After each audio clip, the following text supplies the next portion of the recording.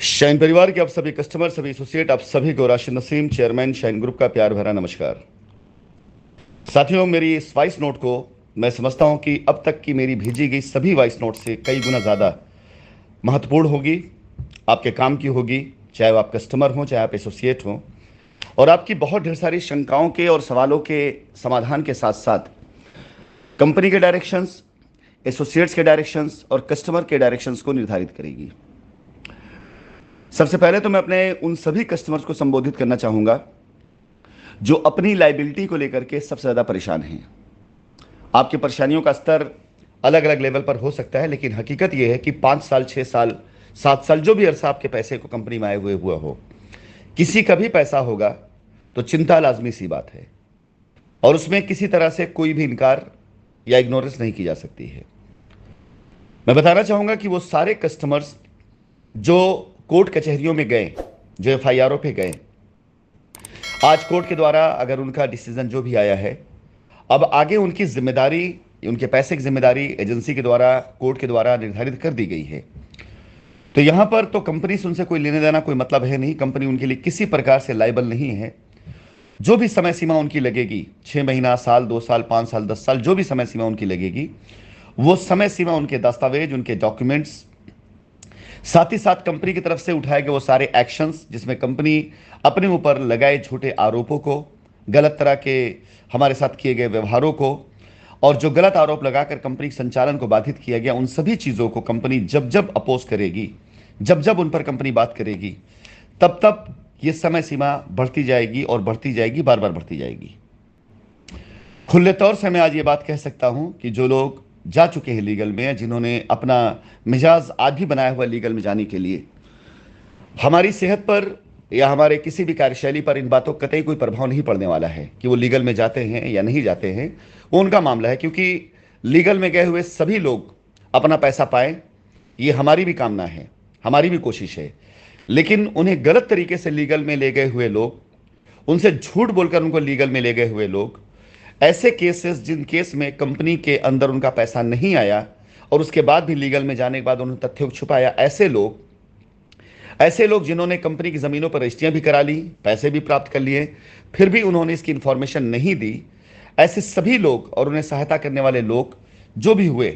Company उनकी इन सभी हरकतों पर, उनके इन सभी एक्टिविटीज़ के ऊपर कंपनी पूरी तरीके से एक्शन लेगी। और जब जब कंपनी ऐसा एक्शन लेगी, जब जब कंपनी इन सब चीज़ों के आगे आकर खड़ी होगी, तब तब ये समय सीमा बढ़ती ही जाएगी, जो किसी भी हाल में आज कोई गारंटी नहीं दे सकता कि कितना वक्त लग सकता है। ये लीगल में गए हुए लोग या जो लीगल में जाने की सोच रहे हैं, उनके कदम उठाने के बाद होने वाले सभी रिएक्शंस की मैं बात कर रहा हूं। और जो लोग लीगल में जा चुके हैं, उनके डेटा, उनके रिकॉर्ड्स, जो एफआईआरें हुई हैं उन्हें पढ़ने के बाद, जो रिटे उनको पढ़ने के बाद मुझे बहुत अच्छे से पता है कि अगर कंपनी अपना हाथ हटा लेती है और सिर्फ ये निर्धारित कर देती है कि लीगल में गए हुए लोग जा करके एजेंसी के द्वारा, कोर्ट के द्वारा, कानून के द्वारा जो उनका सेटलमेंट है वही सेटलमेंट करें, तो बड़ी आसानी से ओवरऑल संपत्ति जो आज की तारीख में एजेंसी के कंट्रोल में है, ओवरऑल संपत्ति का 25% भी खर्च नहीं होगा और उनकी लायबिलिटी खत्म हो जाएगी, जो जेन्युइन कस्टमर हैं, बड़ी आसानी से। यानी हमारे ऊपर इस बात का ना तो कोई प्रेशर है, ना कोई लोड है, ना किसी प्रकार कोई चिंता है, ना कोई टेंशन है। अब आती बारी अगर वो सारे कस्टमर्स, जो कस्टमर अब तक लीगल में नहीं गए हुए हैं, उनका सारा डेटा मेरे पास आ चुका है, जिन्होंने अब तक मुझे मेल किया हुआ है। आपकी भेजी गई ईमेल के द्वारा मेरे पास आज की तारीख में डिटेल मौजूद है कि आपका पैसा कितना कंपनी में आया हुआ है। आपके द्वारा भेजी गई डिटेल के द्वारा मुझे पता है कितने कस्टमर्स हैं जिन्हें हमें कब्जे देने हैं। आपके द्वारा दी गई डिटेल के द्वारा मुझे अच्छे से पता है कि कितने कस्टमर ऐसे हैं जो अब आगे रजिस्ट्री कराना चाहते हैं। ये सारी डिटेल मेरे पास जो मौजूद है वो मुझे इस बात के लिए प्रेरित करती है कि मैं आप सब लोगों की लायबिलिटी को बहुत आसानी से, बगैर किसी दबाव, बगैर किसी प्रेशर, बगैर किसी तरह कोई टेंशन, अपने दिए गए समय सीमा के अंदर और लीगल में गए कस्टमर को उनका पैसा मिले, उनकी लायबिलिटी को, उससे बहुत पहले मैं आपकी लायबिलिटी को बहुत आसानी से और बहुत आराम से ख़त्म कर सकता हूं। चाहे वो कंपनी की संपत्तियों से हो और चाहे वो व्यक्तिगत तौर से मेरे किए गए अपनी कोशिशों से हो, जो पीछे कई सालों से मैं करता चला आ रहा था। लेकिन हर बार हर बार मेरी कोशिशों को रोका गया, सिर्फ इसलिए कि जो स्कैम शाइन के साथ किया गया वो स्कैम उजागर होकर बाहर ना आने पाए। आज की मेरी वॉइस रिकॉर्डिंग में मैं कुछ चीज़ों को बहुत कायदे से प्रण कर चुका हूं, जिससे मैं ना तो लेफ्ट राइट होऊंगा और ना उससे मैं बदलने वाला हूं। मेरे सामने कितनी बड़ी ताकत क्यों ना खड़ी हो जाए, मेरे सामने कितना बड़ा खतरा क्यों ना खड़ा हो जाए, लेकिन जब तक मैं उन सारी चीज़ों को पूरा नहीं कर लूंगा तब तक कोई ये मान के चल ले बिल्कुल पूरी तरीके से कि मैं अपने मिशन को ना रोकूंगा और ना कहीं पर रुकूंगा। आज की तारीख में सारी चीज़ों को पढ़ने के बाद, समझने के बाद, अगर हकीकतन मैं ये अलाउ कर दूं कि जितने कस्टमर्स लीगल में नहीं गए हैं वो अपने तरीके से जाएं और जाकर लीगल से अपना क्लेम सेटल करें, तो शायद मैं अपनी जिंदगी की 80% परेशानियों से दूर हो जाऊंगा। परेशानियां नहीं, वो जिम्मेदारियां ले लेता हूं। 80% जिम्मेदारियां जो आपकी लाइबिलिटीज हैं, 80-90% से दूर हो जाऊंगा। कस्टमर्स वहां जाएगा, अपने आप शाइन के जो भी स्कैम लोगों ने किए उजागर होने शुरू हो जाएंगे। अपने आप चीजें निकल निकल सामने आनी शुरू हो जाएगी, किसका पैसा कंपनी में आया है, किसका नहीं आया है, कौन सा एसोसिएट है जिसने कंपनी को बदनाम करने की एफआईआर। बहुत सी ऐसी चीजें हैं जो अपने आप उजागर होना शुरू हो जाएंगी और मैं बड़े आराम से बैठ करके साल 2 साल 3 साल तक आपके क्लेम इससे कम समय में तो सेटल नहीं होने वाले। साल 2 साल 3 साल जो भी वक्त आपको लगे, आप वहां पेपर जमा करते रहे, फॉर्मेलिटी पूरी करते रहे, उन्हें हम देखते रहें और आपके खिलाफ मुकदमा लड़ते रहें, जिसमें जो कस्टमर कंपनी में पैसा नहीं दिया हुआ उसके क्लेम को हम कैंसिल कराते रहें, जो कस्टमर दिया हुआ उसको चेकिंग में चेक करते हुए कि हाँ ये कस्टमर को पैसा मिला कि नहीं मिला, इसने रजिस्ट्री कराई कि नहीं कराई। ये करते करते बड़े आराम से 4-5 साल गुजर जाएंगे और कस्टमर्स बहुत से ऐसे होंगे जो इन चीज़ों से निराश होकर घर बैठ जाएंगे। लेकिन मैं ये कतई नहीं चाहता हूं। यही कोशिश, यही वजह रही है जो मैं आप सभी कस्टमर्स जो लीगल में नहीं गए हैं इन्हें मैं सेव करते हुए लगातार बार बार रिक्वेस्ट करता रहा कि आप लीगल में अगर नहीं गए हैं तो आप निश्चिंत रहे, अपना पेपर भेजें। मैं आपके पेपर को चेक करने के बाद आपकी लायबिलिटी उतारने की जिम्मेदारी मेरी होगी। और आज हकीकतन जितने लोगों ने मुझे मेल कर दिया है, अगर उन्होंने ईमानदारी के साथ में सारे दस्तावेज भेजे हैं, अगर ईमानदारी के साथ वही भावना रखते हैं जो विश्वास उन्होंने मेल में दिखाया है, तो यकीन जानिए मेरे लिए बहुत आसान है आपकी लायबिलिटी को ख़त्म करना और आपको आपकी परेशानियों से निजात दिलाना। लेकिन इसके बाद की जो चीज़ें हैं मैं आप सभी लोगों से उसमें सहयोग चाहूँगा। सबसे पहले उन कस्टमर्स के लिए जो लीगल में जा चुके हैं, उनसे हमारा कोई भी लेना देना किसी प्रकार से जिम्मेदारी के तौर पे अभी नहीं बनता तब तक जब तक वो अपना क्लेम्स वहाँ पे सबमिट करने के साथ साथ अपना क्लेम नहीं पा जाते। शाइन सिटी की किसी भी इन्वेस्टमेंट, किसी भी लायबिलिटी से हमारा उनसे कोई लेना देना नहीं है। वो सारे कस्टमर जो चाहे एफआईआर के तौर पर गए हों, चाहे वो रिट के तौर पर गए हों और चाहे वो किसी एप्लीकेशन के तौर पर गए हों, उनसे हमारा किसी प्रकार का कोई भी वास्ता या कोई भी लेना देना लायबिलिटी के लिहाज से कतई नहीं है। बारी आती है उन कस्टमर्स की जिन्होंने अपने डॉक्यूमेंट्स मुझे भेज दिए और जो लीगल में नहीं गए। मैं उन लोगों को सबसे पहले संबोधित करना चाहूंगा। इसके बाद मेरे 2 पॉइंट्स और होंगे जो 2019 के बाद की रजिस्ट्रियों के हैं और कस्टमर्स के पैसे एसोसिएट के द्वारा लिए गए अपने अकाउंटों में और कंपनी को बदनाम करने के विषय में हैं। फिलहाल वो सारे कस्टमर जो लीगल में नहीं गए, मैं उनको अपनी गाइडलाइन, अपना रोड मैप आपको बहुत क्लियर बताना चाहूंगा ताकि आपका सहयोग मुझे मिल सके और आप उसी हिसाब से बातें करके आप मेरे साथ में आगे बढ़ सके। साथियों, अब तक मैंने करीब 10 बार से भी ज्यादा कोशिश की है आप सबकी लायबिलिटी को उतारने के लिए, ये मैं जानता हूं और मुझसे जुड़ा हर वो शख्स, हर वो एसोसिएट जानता है जिसने ईमानदारी से भी कोशिश करी और अपने टीम की, अपने कस्टमर्स की लायबिलिटी खत्म करी और जिसने बेईमानी से कोशिश करी मेरे द्वारा दिए गए फंड, मेरे द्वारा दिए गए संसाधन, मेरे द्वारा दिए गए फ्लैट्स, मेरे द्वारा दी गई जमीन का दुरुपयोग उसने अपने लिए किया और आज वो कंपनी के खिलाफ, मेरे खिलाफ खड़े होकर के स्टेटमेंट देता है। बहुत आसान होता है किसी एक इंसान के ऊपर उंगली उठा देना और उसकी ईमानदारी को बदनामी, बेईमानी, झूठ और मक्कारी, इस तरह कई चीजों में लपेट करके बदनाम कर देना। यह कोशिश मैंने जब जब करी है तब तब मेरे बारे में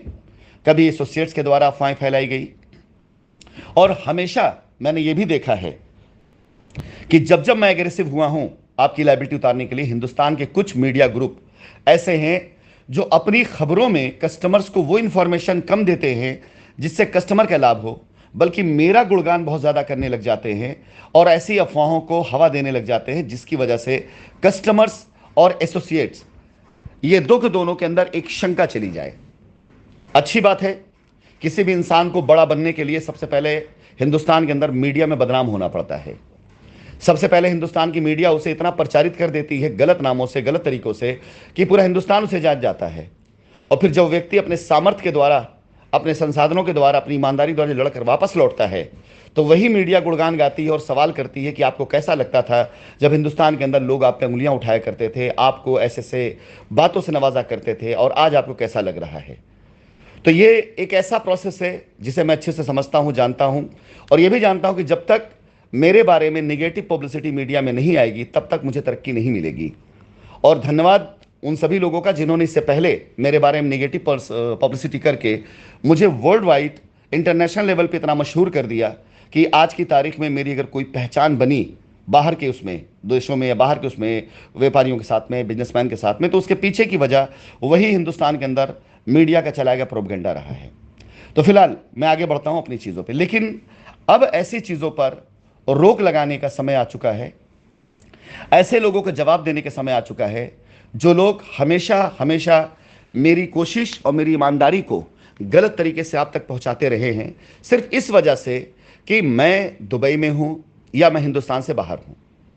और उन्हें यह लगता रहा है या आपको एहसास दिलाने की कोशिश करते रहे हैं कि मैं कभी वापस नहीं आने वाला हूं। सबसे पहले तो मैं बता दूं कि मेरी कोशिश हिंदुस्तान के अंदर कंपनी को फिर से खड़ा करने की इसी वजह से रही कि मुझे वापस आना है। ये कोई आज का मेरा ड्रीम नहीं है, ये पहले दिन का ड्रीम मेरा है। 2019 से लेकर के अब तक कोई ऐसा क्षण, कोई ऐसा पल नहीं रहा जिस क्षण में मैंने ये ना सोचा हो कि हाँ, मुझे जा करके अपनी लायबिलिटी भी ख़त्म करना है, अपने कस्टमर्स को खुश भी देखना है, कानून का सामना भी करना है सम्मान करते हुए, और साथ ही साथ अपने ऊपर लगे हुए सारे के सारे दाग को धोते हुए बेगुनाह साबित करना है। ये मेरा हमेशा से प्रयास था, लेकिन अब ये प्रयास मेरा एक्शन के तौर पर आने जा रहा है। शाइन परिवार के सभी कस्टमर, सभी एसोसिएट, इस बात को आप बिल्कुल गांठ बांध लें, मैं भी जानता हूं कि जब तक राशिद नसीम हिंदुस्तान की धरती पर वापस नहीं लौटेंगे तब तक शाइन परिवार को क्लीन चिट और बेगुनाही का सर्टिफिकेट नहीं मिलेगा। और हम क्लीन हैं, हम बेगुनाह हैं, इसलिए मैं ये काम करूंगा, इसलिए मैं वापस आऊंगा। मैंने एक समय सीमा निर्धारित करी है। इस समय सीमा के अंदर मैं अपने आप पर लगाए गए आरोपों का जवाब, अपने साथ की गई साजिशों का सबूत, कंपनी के अंदर की गई लूट, हर वो एसोसिएट जिसने कंपनी की संपत्तियों को अपने नाम पर रखा, हर वो ट्रांजैक्शन जो कंपनी ने किया कंपनी की बढ़ोतरी के लिए, एसोसिएट्स के फायदे के लिए, कस्टमर्स को उसका पैसा जमीन में इन्वेस्ट करके जमीन दिलाने के लिए, और उन लोगों ने जिन्होंने यहां पर बेईमानियां कर ली, चाहे वो लैंड मैनेजर हो, चाहे वो किसान हो, चाहे वो हमारे प्रेसिडेंट हो, चाहे वो हमारे एसोसिएट्स हों, जितने लोगों ने इसे बेईमानी की और इल्ज़ाम कंपनी के ऊपर डाला, ऐसे हर एक इंसान की, ऐसे हर एक शख्स की जो हरकतें हैं उसके सबूत के साथ मैं हिंदुस्तान की सरजमी पर वापस आ रहा हूं, और इसकी तैयारियां शुरू हो चुकी हैं। मेरे दिए गए समय सीमा के अंदर मैंने मार्च के अंदर तक का समय फिक्स किया है, जिसमें 2 चीजें हैं, इनफैक्ट 3 चीजें हैं। मेरी वापसी, शाइन परिवार के कस्टमर की लायबिलिटी उतारने का रास्ता, वो जो लीगल में नहीं गए हैं उनकी लायबिलिटी फिनिश करने तक की समय सीमा, कि अगर जिस प्रकार से मैं अपनी प्लानिंग पे काम कर रहा हूं, हमारे कस्टमर्स का सहयोग मुझे मिला, हमारी लीगल टीम वैसे काम करती चली गई, और हिंदुस्तान की अदालत, हिंदुस्तान की एजेंसी जिन्हें हमारी टीम, हमारी लीगल टीम तथ्यों के साथ, सबूतों के साथ कन्विंस करती चली गई। तो मार्च के अंदर अंदर 3 चीजें मेरा टारगेट है। हिंदुस्तान के अंदर मेरी वापसी, शाइन परिवार का फिर से उदय, और इसके साथ ही साथ कंपनी के ऊपर लगे हुए दाग को मिटाते हुए, कंपनी क्लीन चिट दिलाते हुए, लीगल में ना गए हुए कस्टमर की सारी लायबिलिटी फिनिश कर देना। ये मेरे 3 लक्ष्य हैं, मेरे 3 टारगेट हैं। मैं फिर से एक बार रिपीट कर दूं, और आप कस्टमर्स के हक की बात पहले कर दूं। मैंने लास्ट टाइम अपनी जूम मीटिंग में भी बात बोली है, अपने फेसबुक लाइव सेशन में बात बोली है, कि जो आप लोगों का डेटा मेरे पास आ चुका है,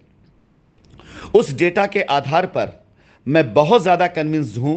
कि मैं आपकी लायबिलिटी को, शाइन परिवार के जो एसेट्स हैं, जो संपत्तियां हैं, जो पैसे हैं, जो शाइन परिवार की अपनी वैल्यू औकात है, अगर माननीय उच्च न्यायालय के द्वारा हमें परमिशन ये मिल जाती है आपके डेटा के आधार पर कि हमारे पास जेन्युइन डेटा है और हम इनकी लायबिलिटी उतार सकते हैं, ये लोग लीगल में नहीं गए, हमें परमिशन दिया जाए कि इनकी लायबिलिटी जो कि लीगल में नहीं गए आसानी से उतारी जा सकती है, इन्हें खत्म कर दिया जाए ताकि इनकी परेशानी खत्म हो और ये लीगल में ना जाएं, इनके साथ वो हादसे ना हो जो पीछे हादसे हुए हैं। हमें पूरा यकीन है कि भारत देश के कानून और कोर्ट के द्वारा हमारा ये प्रपोजल अगर मान लिया जाएगा तो हम आपकी लायबिलिटी को बड़ी आसानी से वहां खत्म कर सकते हैं। बट किसी भी कारणवश अगर उसमें भी डिले हुआ तो व्यक्तिगत तौर से आउट ऑफ कोर्ट ऐसे सभी लोगों के लिए जो लीगल में नहीं गए, हमारे पास दूसरे रास्ते भी हैं। इन सारे कार्यों को करते हुए मैं हिंदुस्तान में अपनी वापसी का भी कोर्ट के द्वारा, एजेंसी के द्वारा, उनके सहयोग से कानून का सामना करने के लिए वापस आना चाहता हूं और आ रहा हूं। इसलिए क्योंकि मेरे आए बगैर अगर शाइन के सारे कस्टमर की लायबिलिटी उतर भी गई तो भी शाइन का उदय, शाइन का उस प्रकार सा विकास नहीं हो पाएगा जो मैं चाहता हूं, जिसका सपना हमने देखा था। और मेरा आना कोई इतना न तो रिस्की है, ना कहीं से किसी प्रकार से कोई रुकावट आने वाली है। इसके बाद की जो लाइनें हैं, मैं चाहूंगा कि आप सभी कस्टमर्स, सभी एसोसिएट से बहुत ध्यान से सुने और समझें, आपकी शंकाएं दूर हो जाएंगी। मेरे ना आने के पीछे का जो लॉजिक बनाया गया या जो आप लोगों को जिन अफवाहों से डराया गया कि वो लौट के ना आने वाले, वो क्या था? वो था 68,000 करोड़ का स्कैम। इसका आरोप मुझ पे लगा था। अब सवाल पैदा होता है, अगर ये आरोप सही साबित नहीं हो पाया जांच में तो क्या ये चीज मुझे रोक सकती है? कदापि नहीं। इसके बाद आरोप लगाया गया कि मैंने ये सारा पैसा ले जाकर के विदेश में निवेश कर दिया। अगर ये पैसा विदेश गया होता, उसकी ट्रेल वहां मिलती,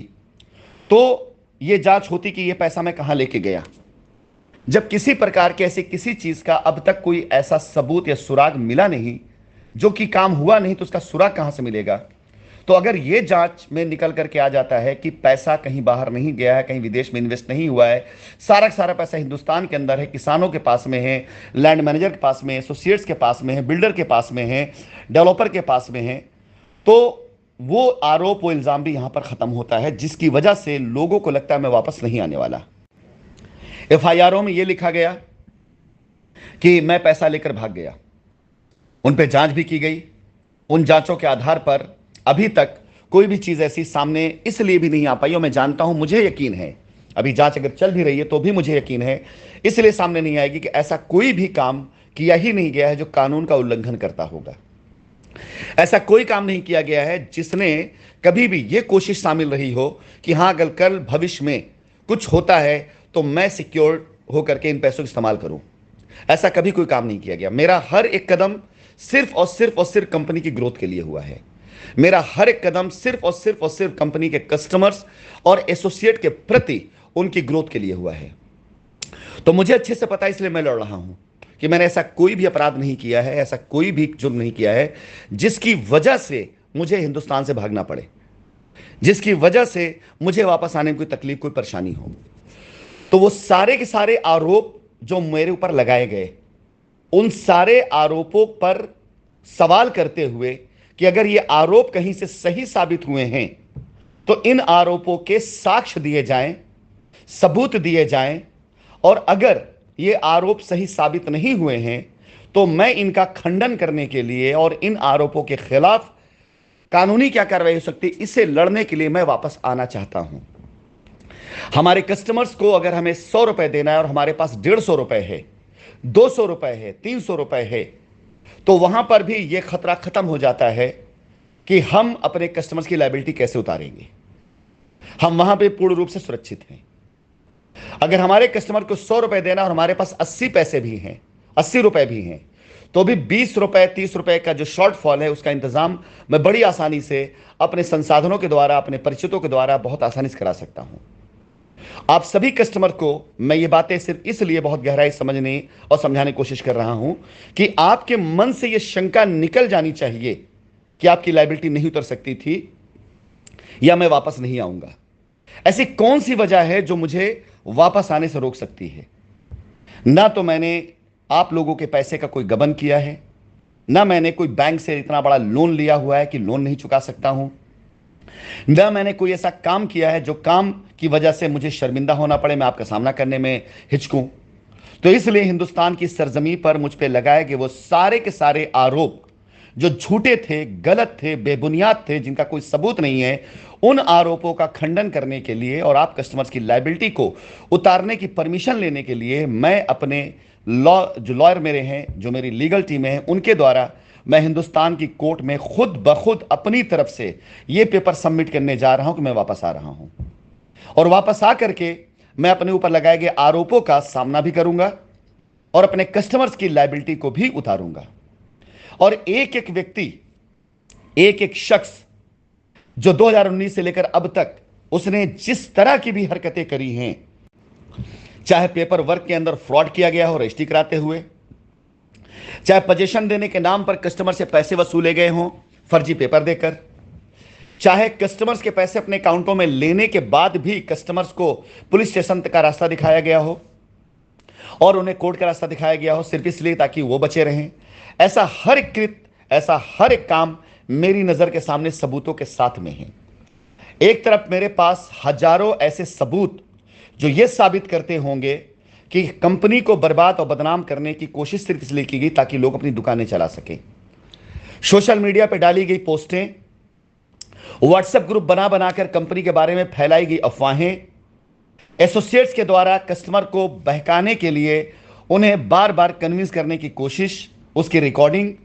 ऐसे कई वीडियोस जिसके अंदर कस्टमर और एसोसिएट को बिल्कुल बाकायदा बेवकूफ समझ करके उन्हें ऐसी मीटिंग के द्वारा संबोधित किया गया जिसमें कोशिश की गई कि कंपनी भाग गई और बगैर आपके एफआईआर कराए कुछ नहीं हो सकता।